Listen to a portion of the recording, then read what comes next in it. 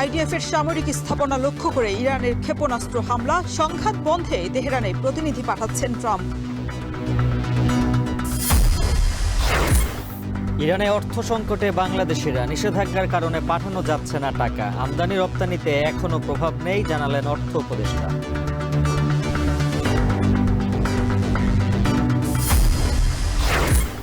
ঐকমত্য কমিশনের বৈঠকে কমে আসছে মতপার্থক্য। লন্ডন বৈঠকের জেরে সরকারের নিরপেক্ষতা নিয়ে জামায়াত এনসিপির প্রশ্ন, অস্বীকার সরকারের।